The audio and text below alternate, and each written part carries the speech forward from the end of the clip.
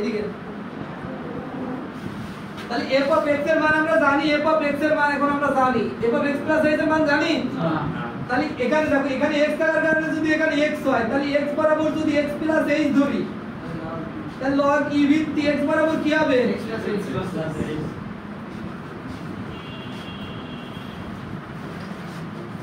বুঝতে কি কারো অসুবিধা আছে? তাহলে এখন আমরা জানি বসাবো d by dx আছে লিখলাম, f of x এর মান কত? log e ভিত্তি x limit h tends to 0 f of x plus h এর মান কত? এই আপন এইদিকে এটার মান কত? log e ভিত্তি x plus h আর এটার মান log e ভিত্তি এ কার নিচে যা আছে।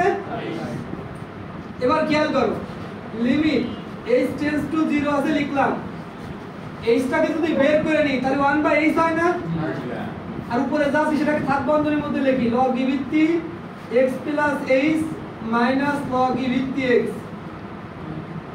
আর আমরা জানি limit h tends to 0 1 by h আছে লিখলাম।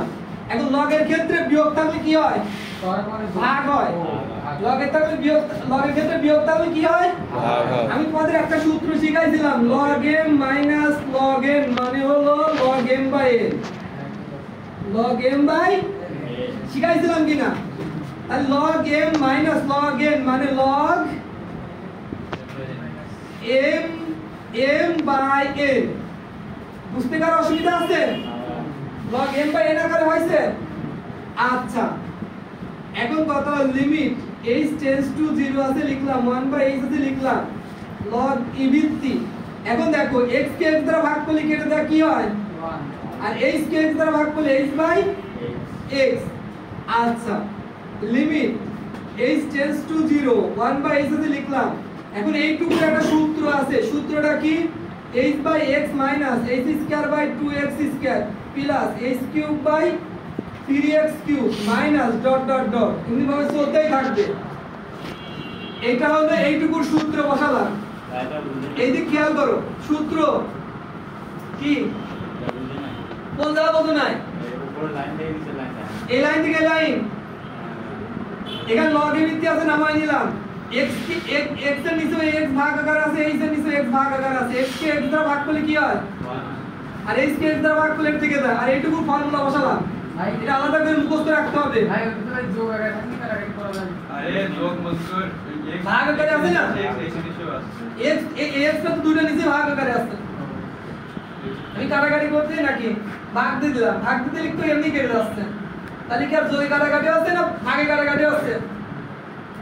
আচ্ছা লিমিট h tends to 0 এখানে একটা h এখানে দুইটা h এখানে তিনটা h, তার সর্বনিম্ন একটা h আছে, এই h টাই 1 এর জায়গায় কমন নিলাম, তাহলে h বাই h হয়ে গেল।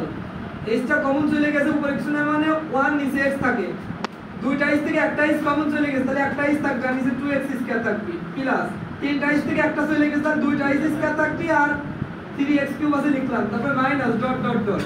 এই সূত্রটা মনে রাখার উপায় হলো একটা প্লাস একটা মাইনাস, একটা প্লাস একটা মাইনাস এমনি ভাবে চলতে থাকবে। এখন কথা হলো h বাই h তো কেটে যায় তাই না?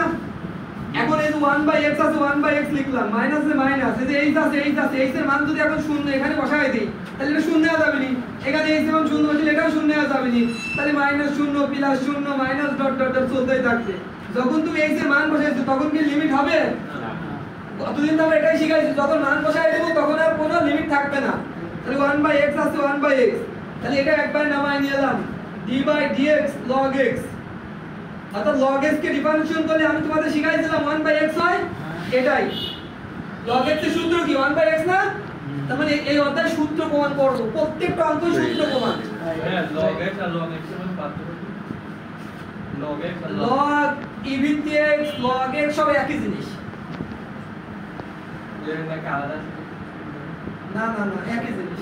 এটা এক না হলে এখানে বাদ দেবে কেন? তবে কি বিভিন্ন ক্ষেত্রে ব্যবহার হয়। log e ভিত্তি না হয় log 10 হয়। এটা প্রমাণ স্যার করেছিল তাই log এর জায়গায় আমি log করে দিতে বলছি, log আর log এর মধ্যে পার্থক্য আছে। হ্যাঁ log আর log এর মনে করো ক্যালকুলেটরের মানই আলাদা, বাটুই দুইটা আলাদা, কিন্তু এখানে একই অর্থে ব্যবহার হবে, এখানে একই অর্থে ব্যবহার হবে, কিন্তু তুমি মান যখন বের করবে তখন আলাদা। এখানে লগের বাটনে একটা লনের বাটনে একটা তাহলে ক্যালকুলেটর আছে দেখবা ln আছে log আছে রাইট এই জায়গায় মানে